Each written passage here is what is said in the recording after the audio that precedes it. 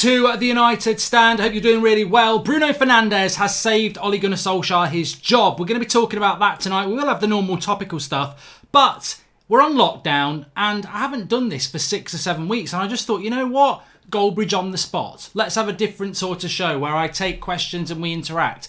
But I also have a sort of a topic that, how do I put it? Is on the spot.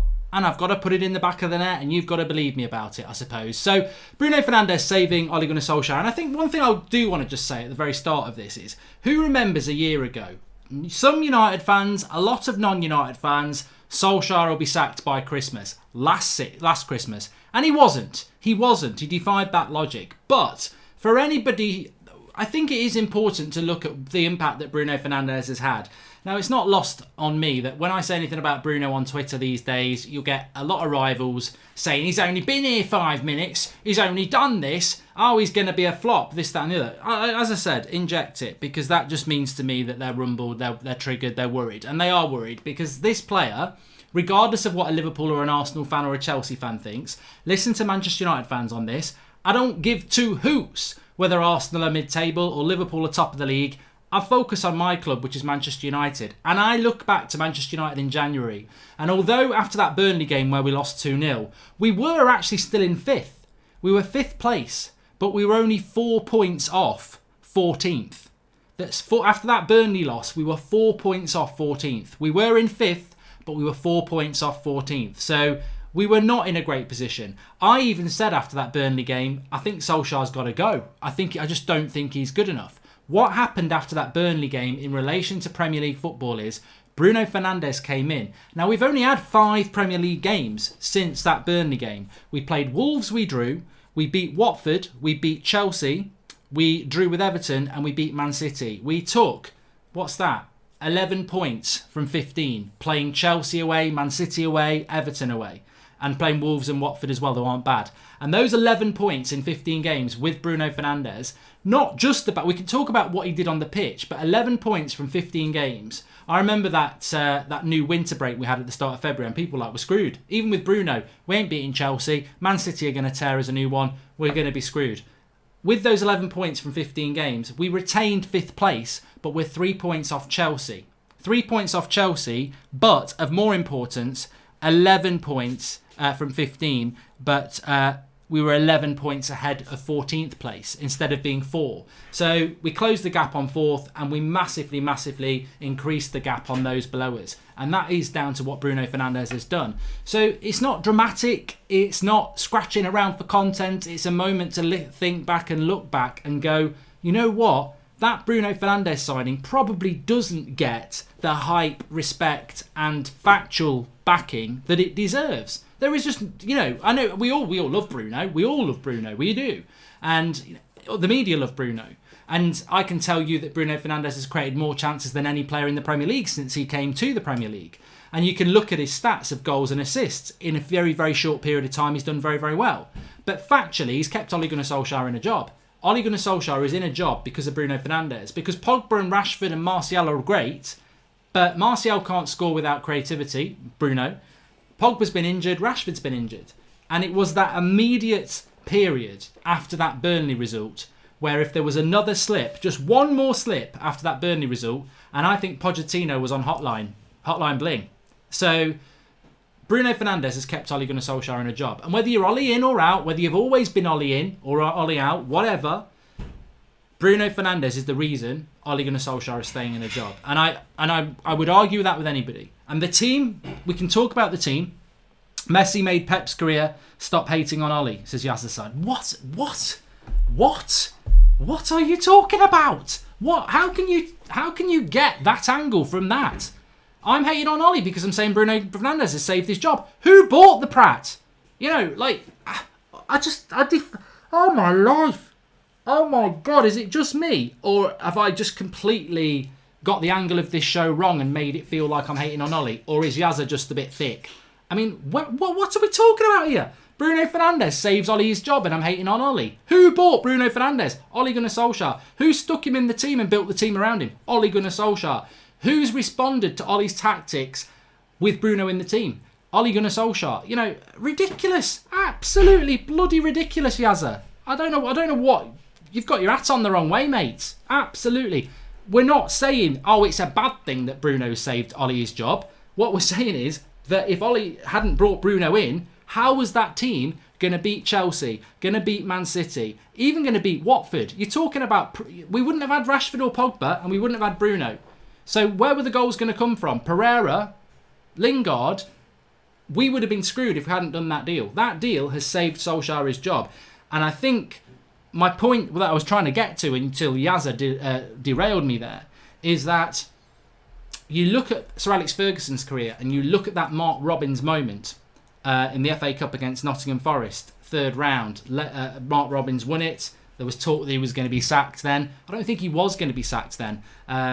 But he was certainly on the road to being sacked, and it all started to change because we won the FA Cup that year. But Bruno Fernandes could well be Ole Gunnar Solskjaer's Mark Robins. Was Ole going to get sacked if we hadn't bought Bruno Fernandes and we'd lost the following game to Wolves? I don't think so. I don't think Ole was going to get sacked till the end of the season, and I don't think Sir Alex Ferguson was going to get sacked till the end of that season either. And that Mark Robins goal against Forest in that FA Cup third round would have been around January time. What happened in January for us? We signed Bruno. I used to joke about, well, give him time. We're back in 1989. It was always a good laugh, wasn't it? Because it was true. It was a bit of comedy in a horrible moment. But there are echoes of 1989. There are echoes of that Mark Robins moment and now this Bruno Fernandes moment. And that's the point I'm trying to make, is that you cannot forget how close Ole Gunnar Solskjaer was to the sack back in January. And we are still, let's put our hands up, we are still on track, if we complete this season, for our worst ever Premier League points total. So it would be wrong, dismissive and ignorant to not say that Ole Gunnar Solskjaer and the sack were not a close relationship at one point of this season. Bruno Fernandes has divorced that. Bruno Fernandes has put Ole Gunnar Solskjaer into a much stronger position. Over 5 Premier League games. Over 5 games. He's on the brink after Burnley, and 5 Premier League games later, people are even humming Ole's at the wheel. They're not quite ready to sing it, but they're humming it, and they're thinking, you know, this is it. One signing. Bruno Fernandes has saved Ole Gunnar Solskjaer his job. I want to take some more difficult questions tonight, but Mark, if a player saves a manager, it means the manager was never good. All top managers never relied on one player. If Bruno gets injured, then Ole's in trouble again, says Zayn Miassi. I tell you what, Zayn, that's actually a very, very credible and intelligent comment for you. And the players have been called back to Manchester. What are your thoughts, says Isabella Umbrella. Oh yeah, I'm going to talk about that in a moment, Isabella, but thanks for the super chat. You make a really good point there, Zayn, and it was an avenue I was going to go down.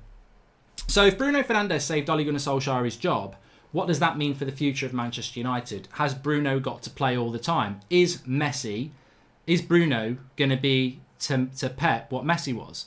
No, I don't think so. I think what this is what the fans saw last summer, that that midfield was bereft of creativity. And that I said it the night before the start of the season. I said, Paul Pogba, whether you want him to stay or whether he wants to go or whatever, he is here and he's got Manchester United's season in his hand. If he plays well, we might get out of this season in top 4. If he doesn't play well, we're going to have a bad season. Well, he didn't play well because he got bloody injured, didn't he? So as soon as Pogba went out that team, your hopes went up in smoke. Now Bruno's back in, we've got hope again. And this is not really... You look at last summer, Solskjaer didn't get the midfielder and he didn't replace Lukaku or Sanchez. So whether he's at fault for that or not, look, as a manager, you're at fault. You're the one who's next on the line. So that was a learning curve. Will Solskjaer put himself back in that position again? He'd have to be a bloody idiot. So yeah, I think Solskjaer has to have some blame apportioned to him, and I think the board does as well for going into a season so reliant on Pogba. But now we've found somebody who can do the job when we haven't got Pogba. And we have to make sure that we never fall into that situation again. So, look, you take Ronaldo out of Juventus, you take Messi out of Barcelona, they're going to struggle. I think that Bruno is that sort of a enigma player for Manchester United now. But Ole does need to step up to the plate, and I think Zayn is right. And I think many United fans would agree with this. And many United fans would watch what I'm saying tonight and say, you know what, I wish we hadn't signed Bruno because I want him out of the club. But Ole is a lucky manager. I've said that before. He is lucky. He's had a lot longer than a lot of people would have had. And he is inexperienced. But what we now need to see from Solskjaer is for him to walk the walk instead of talking the talk. He knows how Manchester United should play because he was a key part of how Manchester United played when they were very, very successful. He knows we're a team that's meant to use the width. He knows we're meant to be a risk-taking team. And he knows we're meant to entertain. He's got no excuse. He knows all these things. I don't question it. I don't doubt it. With Mourinho, I used to think, surely he knows what United are all about. And I think with Mourinho, he was like, I don't really care what United are all about. I care what I'm about. I'm about winning trophies. And if I want to grind out 1-0s 38 games a season to win a title, I will do it, regardless of what these United fans think. But with Ole Gunnar Solskjaer, I know he knows because he's a fan as well. So it's massive. It's massive what Solskjaer does over the next season, whenever that is, because he cannot keep doing counter-attacking football. He cannot keep boring people to death. He's got to go on the front foot.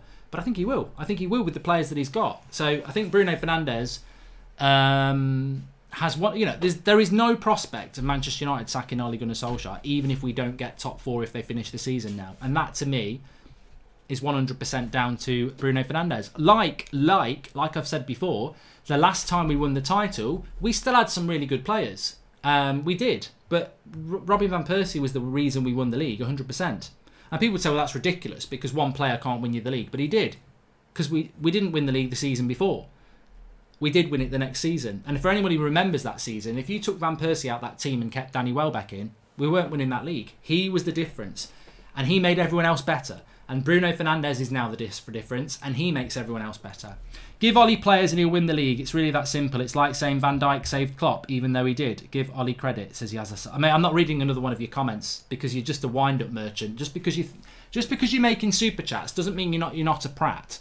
You're talking out your arse. Van Dijk made Klopp win the title. Well, they haven't won the bloody title yet. Van Dijk's a very good player, but you're totally dismissing Salah, Firmino, Mane, that midfield, Trent Alexander-Arnold, Alisson, Robertson. You've got to build a team around that. Van Dijk makes a big difference because he's world class, but he's not the reason that Liverpool are decent.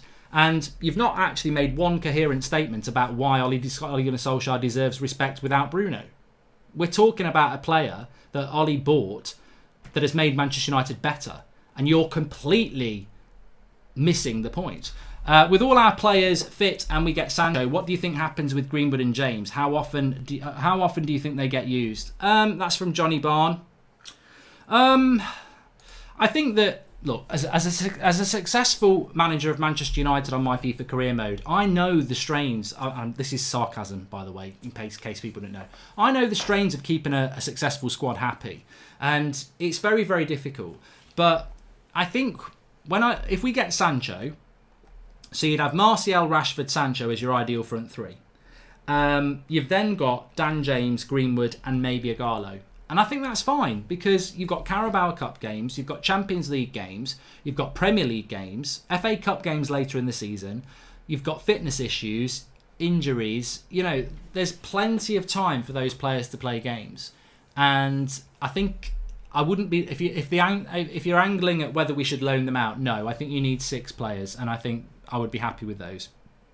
Ash G says, did I see Dominic Raab in today's briefing? All but say football will be back to bring confidence. Only questions now are how soon and what way, says Ash G. Okay, let's talk about something a little bit topical for a moment. So will there be a return of the Premier League? There has been a bit of news coming out this afternoon. Simon Stone was talking about it. A couple of others talking about Manchester United have told their players to get back to the UK in the next 7 days.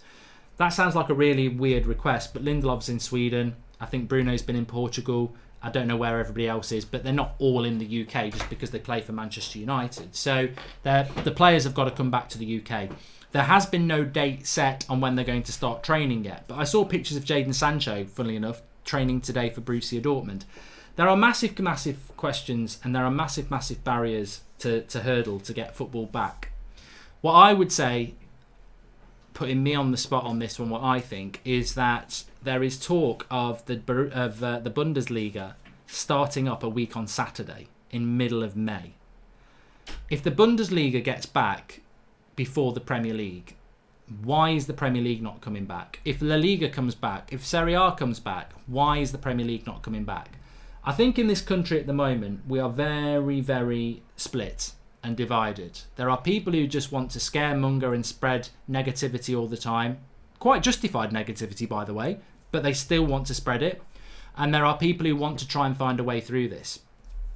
I just think that at the moment, too many people are dying and we're on lockdown.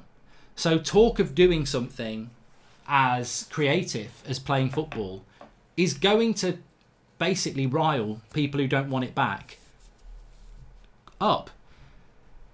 But what I'm looking at is that this football in the Premier League is not coming back till the middle of June. It's 6 weeks away. 6 weeks ago, we were only just at the start of lockdown. So I'm just like, let's just take our time with this and let's work it through. The players are not even back training yet. Things can change very quickly over the next couple of weeks. I think we've got to start to come out of lockdown before we can seriously... Because I think at the moment, people are like, how can we play football when people are dying and we're on lockdown? And they're right. They're absolutely right. I should have done that in my normal voice because they're absolutely right. How can you think about playing or watching football at the moment when you can't see your fans, your friends and family because you're on lockdown? And still we're seeing hundreds of poor people dying. So how can you talk about that? In Germany, they've been relaxing their lockdown for the last week or so. I think Italy have started this week. So I think first of all, we've got to see what the plan to come out of the lockdown is, because football is starting training in 2 weeks' time when the general population are easing lockdown and maybe going to see friends and family or going back to work, some people, and more shops are opening. Well, that's more reasonable. But football is training at the moment while we're still on lockdown and everywhere's pretty much shut up. It doesn't make sense. So I think we've got to...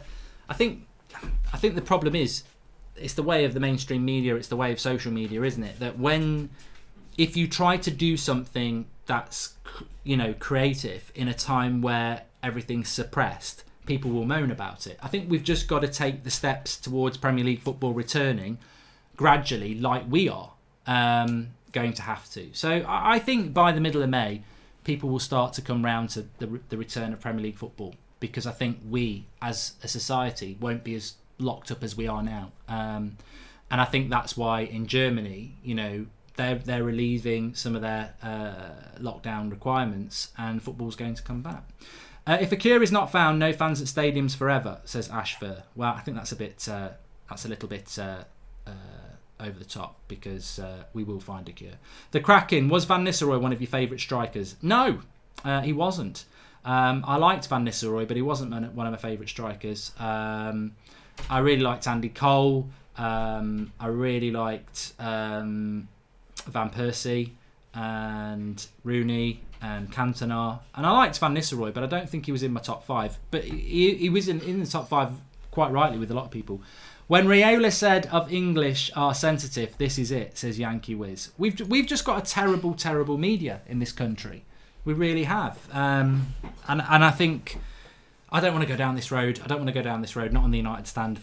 On my channel, it's fine. But we've got a terrible media in this country, and there are people out there who have taken advantage of this lockdown to feather their own nest and make it very political, but really try and make out that they're someone for the people. Oh, look at me, I'm here for the people. You're not here for the people. You're here to make yourself popular with lots of different people, to grow your own brand, and that's what they're doing, and they've made it political to do that. Too negative, in my opinion. Way too negative. I've worked in scenarios where you're at, I remember the riots. How long ago were the riots? It was totally unprecedented. Nothing like this. Drop in the ocean compared to this. But when the riots were happening and people were smashing up London and Birmingham and Manchester, it came very, very quickly. And when you're in the midst of it, you were like, how is this ever going to stop?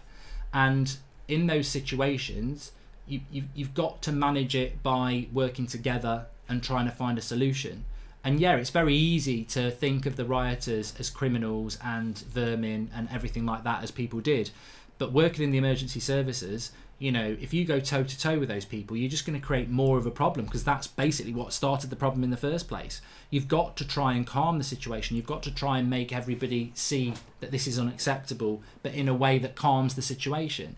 And I think that in this lockdown, we've got too many people dividing opinion. And that's great in some sense, but do we not want to get back to normality? Is that not everybody's aim? Do we not want to get back to normality? And I see some people like, it's just not safe to play football. Nah, it's not safe to play football. Nah. Yeah, how are they going to do this?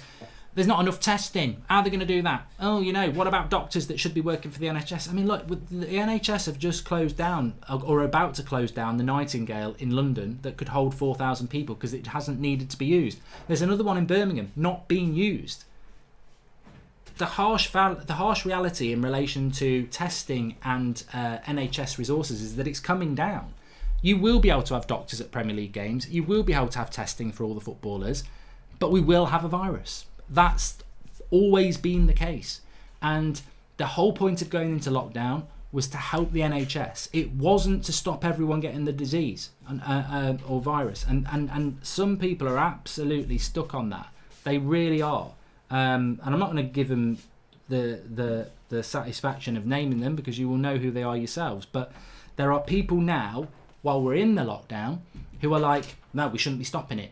People are still getting it. Well, that wasn't the whole point of lockdown. The lockdown was done to ease the pressure on the NHS. We were never in lockdown to stop the whole world getting this disease or virus. That was never what we were there for. We were always going to have to come out of this and try and find ways to limit people getting it. But if you don't want to get it, you have a lockdown of yourself. Because there will be that choice. If you don't want to send your kids to school because you're scared they're going to spread it around your family, don't take your kids to school. If you don't want to go to work because you're scared of getting it, don't go to work. If a footballer doesn't want to play football because they're scared, don't play football. It's very, very simple. It's the same options you had before lockdown. But lockdown was done to alleviate the pressure on the NHS, which would have been overwhelmed if we hadn't done it. So I just think a long answer to that is that we just need to come out of lockdown gradually, and then I think we will see a return to football. The countries easing the lockdown are getting a second spike. That is the problem. We need longer, says songwriter 95. Well, that's not actually true, but there you go. When Riola said the English are sensitive, this is it, says Yankee Wiz. I've read that. Mark, why don't they play the matches in Qatar? They are rich and can play clubs, loads of money, and their death rate is almost zero, and they love Arsenal and maybe United. And Zarvulan says, hello Mark, time is on Ollie's side. He was thrown in at the deep end and left to drown. Now this break happens and he has some time to learn and get the team to play as he wants. Please keep up the great work. I think that's a very good point. I think that the timing of the lockdown, nobody wanted lockdown. Ollie didn't want lockdown. We had momentum as a football team. Nobody wanted it, but I don't think it's done Solskjaer any harm in the long run. I don't.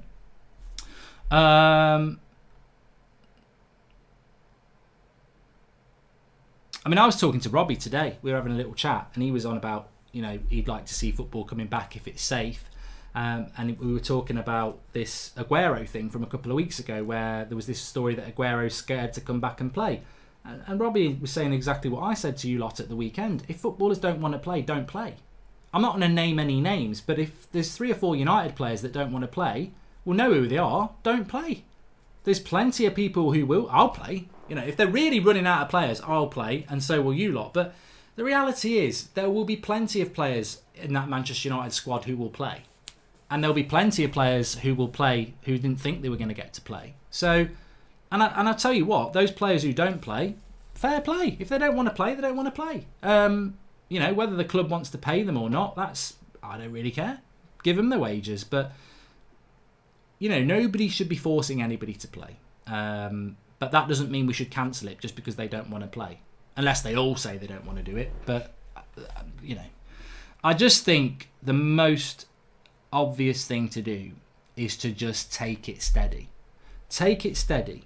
I actually agree with why some people are getting a bit stressed about football returning at the moment, because they're thinking, it's human nature to think about football returning now, even though in your head they're talking about June, because you don't know what June's going to be. But I'm telling you now, June's not going to be like May the 5th. June the 15th's not going to be like, May the 15th. 10 days' time's not going to be like today. It's coming down. It is coming down. But you're right. That previous person is right. You've got to really guard against the second spike. And the second spike won't happen because football comes back. Football can only come back behind closed doors if the trend of infection goes down. That's nothing to do with football. Football's driven by the science. We've got, as a government, as a country, we've got to find a way to keep that down, whether it's contact tracing, whatever. But it's interesting. You know what? Look, we're going into something we don't need to go into here, but it impacts on us all. I've watched a lot of things and I've read a lot of things, and they reckon that, and it differs country to country, but they reckon the death rate of this horrible pandemic is between could be as low as 0.5, could be lower than that, but they reckon it's around 1 to 2% people die of it, right? Today, there's a bit of scaremongering in the UK from you-know-who, saying that over 50,000 people have died in the UK from this pandemic.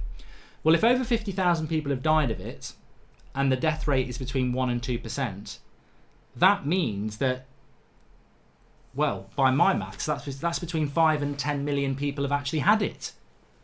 Well, if between 5 and 10 million people have had it, and there's around 60 to 70 million people in this country, you're talking over 10% of the country. So, I don't know what's going to happen, but what I do think is, and this is just my mentality, you've got to find a way out.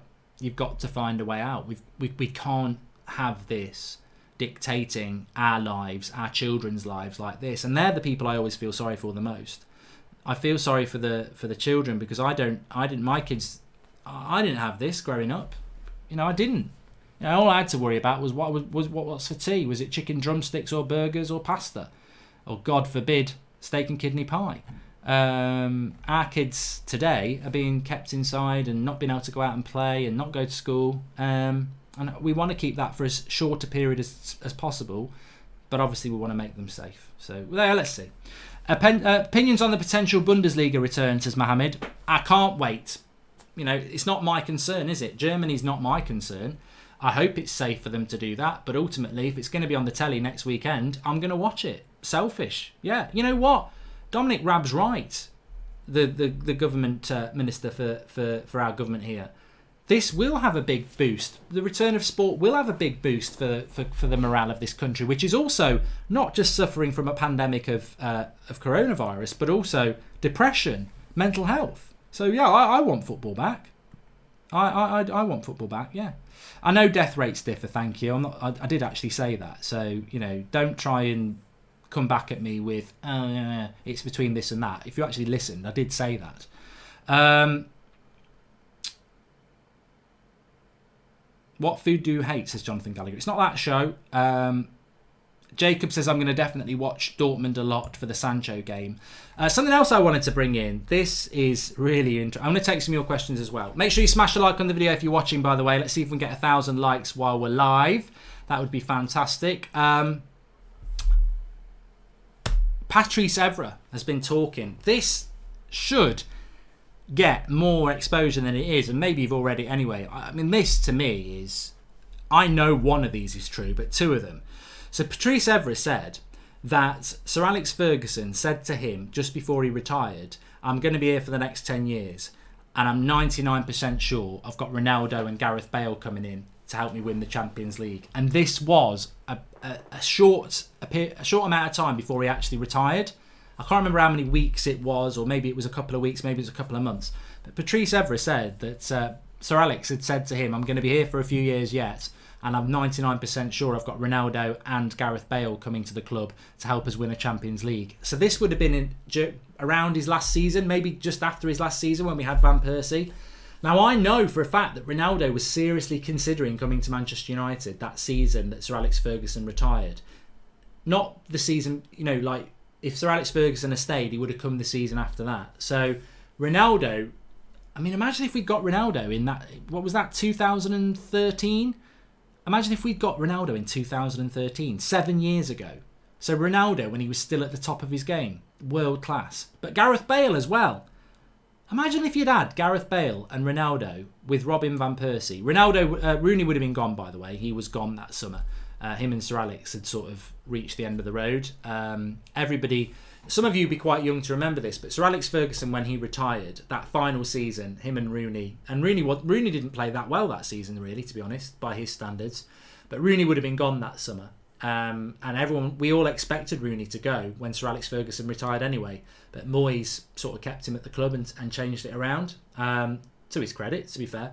But Rooney would have gone, and we would have got Ronaldo and Bale, and we would have had Van Persie as well. Imagine that. Imagine that team. Would have been amazing. Who scored the best goal with their weakest foot, says TJ Smith. Don't know. Don't know. Somebody just said there's been a tweet coming out. Let's have a look at this.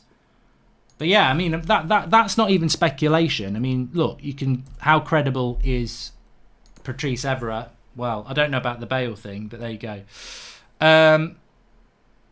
Simon Peach is saying that Manchester United would like to extend Odion Garlow's stay at Old Trafford. The striker's loan deal expires at the end of May, but an extension for the rest of the season, assuming it restarts, depends on the situation at Shanghai Shenhua. He certainly made a decent impact in a short period. I mean, that's not breaking news from Simon, to be fair. Well, it is. Let's give Simon Peach some credit. Fantastic journalist. But what that is basically saying is that United want to keep a Garlow beyond the end of May, but an extension for the rest of the season, assuming it restarts, depend on the situation at Shanghai. So basically what that's saying is it's common sense. It's the situation we expect.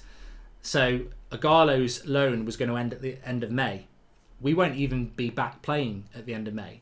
So if we get back playing in the middle of June, we're going to be playing till the end of July. So basically United want to extend his loan by 2 months to the end of our season if it does complete, and it's in the hands of the Chinese club that Garlow is attached to. So it's not that we're signing Garlow, it's not that we're keeping him for another season, it's that we're trying to keep him beyond the end of May. Can you imagine Ronaldo coming back, Fergie leaving, then Moyes taking over, says Amy Acid. Well, Zane, you've sort of hit the nail on the head again. I don't know what's going on.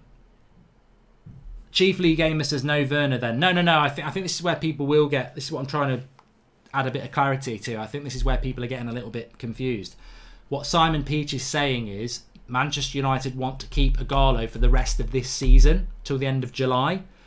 They want to extend it to the end of July because his current loan finishes at the end of May, which is when the season would have ended. But now the season isn't going to end until July. If it gets back, United want to extend his loan by 2 months. Doesn't mean we're not signing Timo Werner for next season. This is not about keeping Garlow for next season. It's about keeping him for this season if it completes. Because the Chinese club could say, no, we're having him back at the end of May. Because I don't know when the Chinese season runs. So, yeah. But it might be that Man United end up keeping him beyond the season anyway, to be honest. But no, Ronaldo was only going to come back to United because of Sir Alex Ferguson. I think when Sir Alex Ferguson retired, it finished any prospect of us getting Ronaldo. But that was a big rumour at the time. Big. I mean, imagine if we'd had United stand back in those days, just winning a bloody title. I would have loved it. But that was a big rumour at the time that Ronaldo was coming back to Manchester United. But as soon as Sir Alex Ferguson retired, that was it. And I don't think Sir Alex Ferguson was expecting to retire. I don't think he was. I think it was a very quick decision that he made. And I think he was expecting to manage for a few years yet, but it wasn't. It wasn't to be.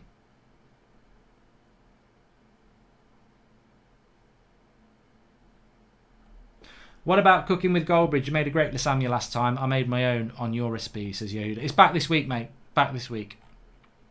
Okay, so chuck me some questions then. Let's get into it. It's meant to be Goldbridge on the spot. I feel like I've been on the spot a little bit, but I don't feel like I've had loads of questions. There was plenty of speculation about Gomez and Chong leaving, but what academy player would you be most disappointed about if they got away? Garner for me, says PMV Patrick. I think Garner's a very good choice. I think Garner is going to has fantastic potential, and I think he is. I think if we didn't have Greenwood, Garner would get a lot more focus. Because what he does in the under-23s or reserves is fantastic for his age. I mean, Garner, the thing about Garner is as well, I think he's only 18. And I think he's only just 18. He's very young for the position he's playing. Now, you look back at Rooney, 16, Michael Owen, 17, Mason Greenwood's very young. As an attacker, you can be very young. As a centre midfielder, playing at 18 in a Premier League side is almost unheard of. I think Fabregas was quite young when he was playing for Arsenal, but it's pretty much unheard of. And this is the thing. Garner, effectively, because of his position, is basically 2 years behind Greenwood, even though they're the same age, because Getting into the centre midfield for a Premier League side is very, very difficult. So Garner's very, very exciting, and I think he can have a great future. But the one for me is obviously Greenwood. But this goes on to why Jude Bellingham's a very, very exciting signing if we can do it, because he's 16 years of age, playing in an English Championship in centre midfield. I mean, that is, it's pretty much unheard of. To be doing that at 16 is ridiculous. 16! Playing in the midfield for a Championship club over 30 games. He is got the potential to be something really exciting. Please keep a Garlow so you don't need to nick Aubameyang from us, says Zane. I don't think we want Aubameyang at United, to be honest. Good player, but I just don't think it's worth doing it for us. Mark, why did you hate Fellaini so much, says Yazza. Oh, he's back again. I didn't hate Fellaini. I don't hate any footballer. I think that's really immature and stupid to hate anybody based on a football opinion. There's only one footballer I would say I border on hating, and that's Luis Suarez, because I think what happened to Evra and the things he's done, I just don't think he's a very nice person. But no, I don't hate footballers. I dislike a footballer as a footballer. I don't know the person, so it's really, as I say, to hate somebody. It'd be like people who hate me because they watch the show. You don't know what I'm like off screen. You've never met me in your bloody life. So if you hate me, it shows a real deficiency in your own personality to hate on somebody who you've never really met, because you don't know what they're like. I can't hate Fellaini. I can't hate Matic. I can't hate Phil Jones. I can't hate Lingard. I don't hate them. They're probably really nice people. In fact, I've heard a lot of them are. But I dislike their footballing style. I hate their footballing style, I suppose, because I judge them as footballers. That's what they are. I judge a stand-up comedian as a stand-up comedian. I can hate their jokes. I don't hate the person. So yeah, I've always found it odd when people say, "Oh, you hate this, you hate that." I just never wanted Manchester United to sign Fellaini, and the thing is, it's a good question in a way, because very close period in time. Sir Alex Ferguson, we just won the Premier League. Van Persie had been brilliant. There was talk of Ronaldo coming in, maybe Gareth Bale, and then in the space, literally in the space of 3 or 4 months, you go from being Premier League title winners with Sir Alex Ferguson in charge and talk of Ronaldo coming back, to 3 months later, David Moyes in charge and Fellaini's your big summer signing. Now, I'm sorry, imagine living that. Imagine living that reality. At the start of a summer, you think Ronaldo's coming back and you've got the best manager in the world. And at the end of the summer, you've got David Moyes in charge and Fellaini's your summer signing. That's going to piss a lot of people off. And it really pissed me off. On top of that, I used to have Fellaini in my fantasy Premier League team when he was at Everton. And he used to get quite a lot of points, assists and goals. But he was a bag of crap as a player. Not in relation to he's a crap footballer, but just not my sort of player. Physical, tall, gangly, slow, crap first touch, long, hoofball merchant. Just not a Manchester United player for me. Very rarely in my time supporting United have we had a player like that. I can't really think of any player that really didn't have much footballing technique who was just basically a battering ram. No, I just didn't like that style of player. And I wouldn't like that style of player again. If we bought in another player like that, and there's not many players like that, to be honest. So, no, I just didn't like that style of player. He is probably the one signing that United have ever made that I've hated. Like, I absolutely hated the signing. Not the person, the signing. I really didn't like it. It's very rare when United make a signing that you're sat there praying it's going to fall through. Because it went really late. The Fellaini deal went really late. I think we could have bought him for cheaper. He signed a new contract and then we spent 9 million more on him. And we bought him really late. And I hoped we weren't going to get the paperwork through. But we did. Everton mugged us off that summer. They gave us David Moyes and Fellaini and we gave them a load of money for it. Great work, Mark. Did you already touch on Juve not being able to offer Pogba's wages, says King Kid. Not tonight, but we have spoken about it before. I think Pogba will end up staying. And Songwriter 95 says, sell Pereira, Lingard, Jones and Rojo. Would you use the money to bring Grealish in, even if we keep Pogba? Your videos are keeping us going, Mark, and thank you. Well, thank you for everybody for tuning in and watching. You trust me, your participation is greatly appreciated, and it's nice to keep a bit of normality going. So please smash a like on the video and subscribe if you are new. Lingard, Pereira, Jones and Rojo. I mean, look, if we hadn't had lockdown, I think you could have achieved 40 million easy, maybe 50 million for those 5 players. But who's going to buy that type of player in a lockdown, in a financial crisis? I don't know that we're going to be... United's problem over the last few years has not been about who we need to sign. I mean, we've made mistakes in relation to who we've signed, but it's been getting rid of the players that need to go. And, you know, people always think, well, we're playing FIFA here. We're not. It's not easy to it's not easy to find buyers for players, and we do need to move some of them on.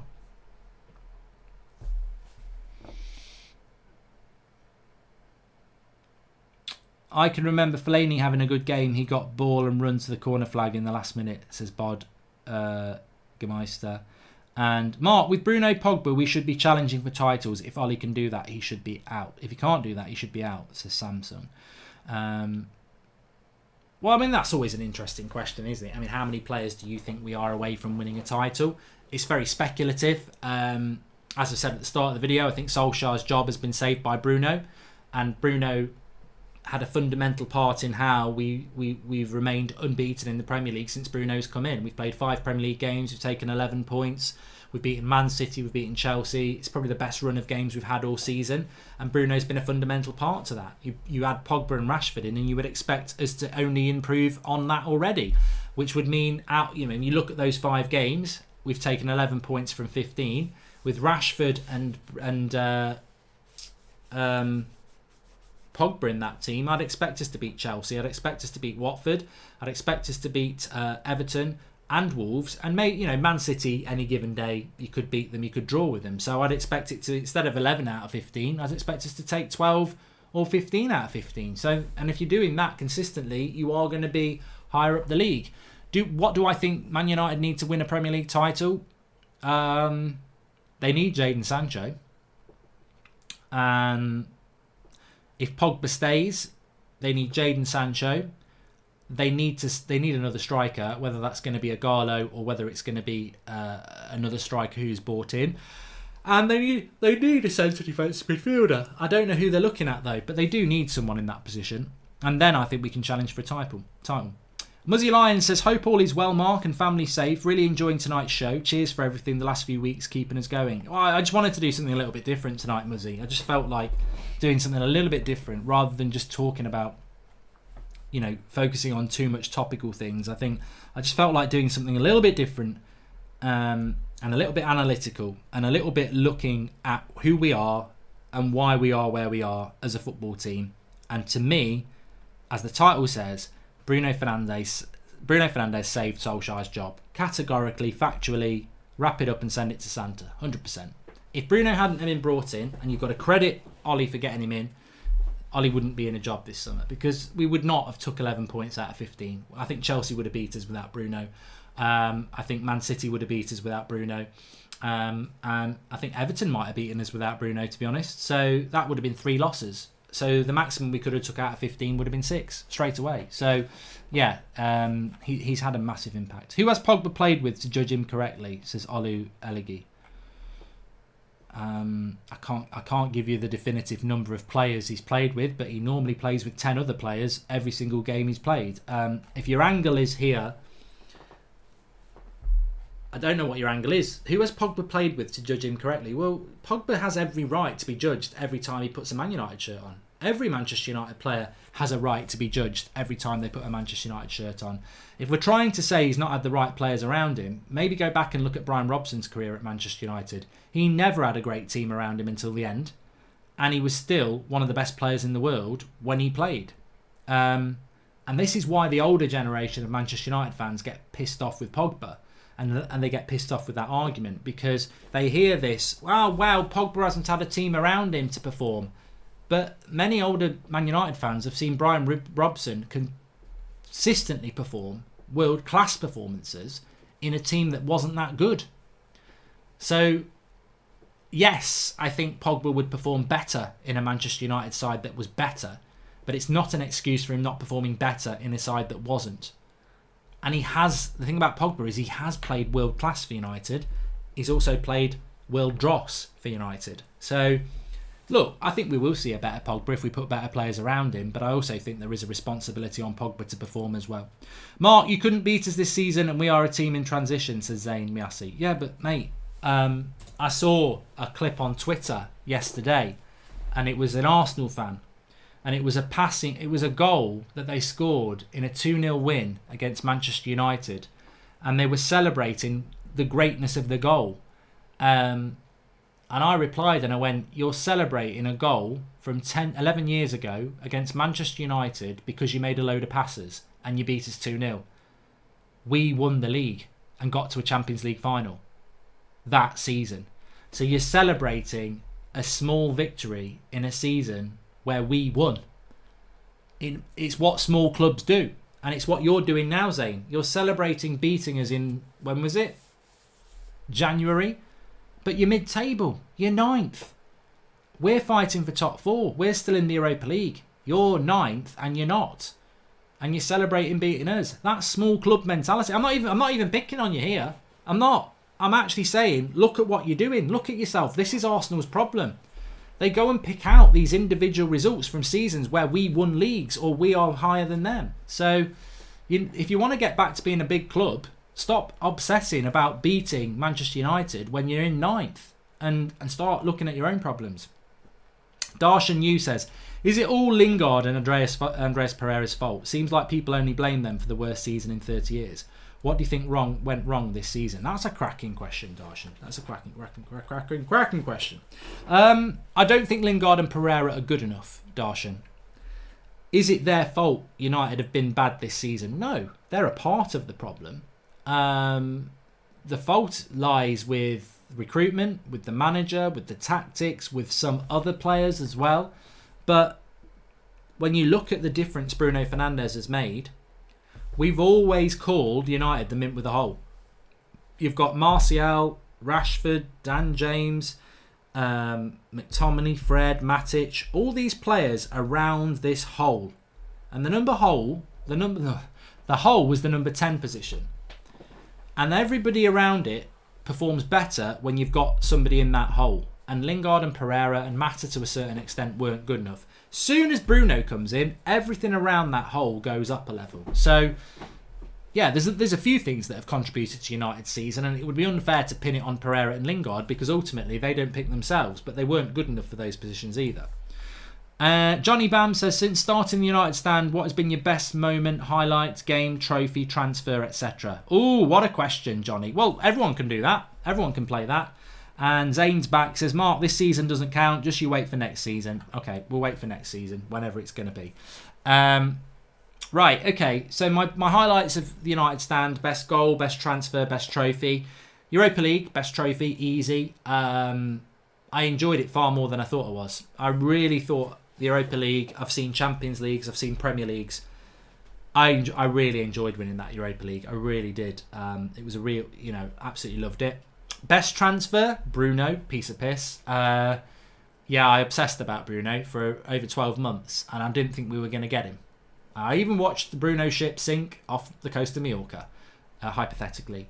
So I didn't think we were going to get him, and then when we did get him, yeah, amazing. Absolutely loved it. I've loved a lot of our transfers, though. The Pogba transfer, a lot of people would say Pogba. The Pogba transfer, we lived it through it on the channel. It wasn't that exciting. It was exciting at the start, but it dragged on for too long because he went on holiday after the Euros or the World Cup, and it really became obvious that we were signing. And United have a bad habit of doing this.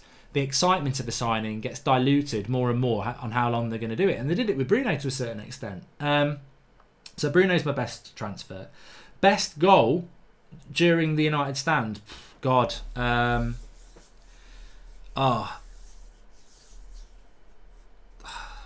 don't know whether it's like emotion. The penalty of Rashford against PSG was pretty big.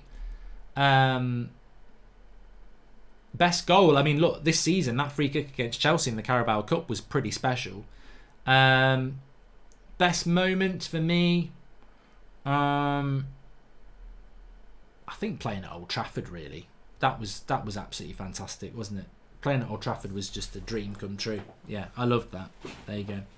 Hi Mark, please can you send me a get well soon message, says Ian Barron. I have a terrible ear infection. Thanks so much. Well, I'm sure everyone else will send their best to Ian as well. Hope you get well soon, mate. And would Ollie do better with different coaching staff around him, or could he still win titles as long as he gets the players we need? Says Songwriter 94. I would like to, I've said this before, I would like to see Ole Gunnar Solskjaer with better coaches around him. It's nothing to do with Phelan or McKenna or Carrick, but I just don't think surrounding an inexperienced manager with inexperienced coaches works. I think he needed some experience beside him. Mike Phelan's quite experienced, but Mike Phelan's pretty much been out of the game at the highest level since he was Sir Alex Ferguson's number 2. He got the sack at Hull, and then I think he's been Australia doing coaching. But, you know, he is. I would say Mike Phelan's inexperienced because he's not really been around Premier League football for a few years, even though he's very experienced. But it doesn't mean they can't be successful. I think they're all good, but I think they're all learning together. And I think just one person in there with a bit of experience would have made a big difference. I just think we set quite an inexperienced team. But the problem with that is, it all goes back to the problem of appointing Ollie, if you see it as a problem. He was never meant to get the job. He got given the job when Mourinho got the sack, and he was a short-term solution with Carrick, McKenna and Phelan. It was a stopgap. It was like, oh, Ollie, can you come and do a job from Mulder for 6 months and then you're going back? Oh, I'd love to. We're going to get Michael. Can you sit with him, and Paul and Mick Phelan? Could you come back and sit with him? Yeah, I'd love to for 6 months. Great. Then they did really well, and they were like, oh, he's at the wheel. Give him a contract. Give him a contract. It was never... The initial plan was short-termism, and then they made it long-term. So hopefully it will work. Jenks1102 says, where is the button for private show? Don't know what you're talking about. Love your show, Mark. Cheers from California, says Martin Shell. And Alex Bursell says, if you could talk to yourself, past self, who is just starting the United stand, what would you say? I can't repeat it. It's been a struggle. It's been a real struggle. I've enjoyed every step of the way. We've all enjoyed every step of the way, but it's been a real battle. Some of the arseholes you come across who've really made it hard for us. Yeah, it's been a battle. I wouldn't want to start it again because, yeah, it has been a real battle, some of the crap we've had to put up with, but it's down to you lot where we are, so I thank you very, very much. And we've completed the show very, very quickly. If you want to get hold of one of these jumpers, by the way, I meant to say it at the start of the show, and I didn't. The link is in the video description. I'll show you the page now. My Anthony Martial top, I got my email today. It's actually coming. So link in the video description, United Stand exclusive t-shirts. This is the jumper I'm wearing right now. United colours of Mancunia. It's the away day sweatshirt. There it is. You can get these worldwide, by the way. And this is the one I've got coming very soon. I can't wait to show it you all. I nearly got it in white. I think I am going to get a white one. Tony Martial. But royal blue. Tony Martial came from France. English press said he had no chance. 50 million down the drain. Tony Martial scores again. Mine is going to be... I'll be wearing it on a show very soon. You can get the Bruno one as well. Tonight's show's been about Bruno. Links in the video description to get those, and they are available worldwide. Thanks everyone for watching. We'll be back tomorrow with your topical news, your transfer and Manchester United news. That'll be in the morning. Hello again. Can you please try and get Bruno on the United stand and do an interview, says Sutherland. Not, very good question, very good point that I'll add here at the end. If you like the United stand, we'll never get Bruno on here. We'll never get Ollie on here, because to do the United stand the way we do it, and there are fanzines that are no longer fanzines who did it a lot worse than we do, but I used to read it as well.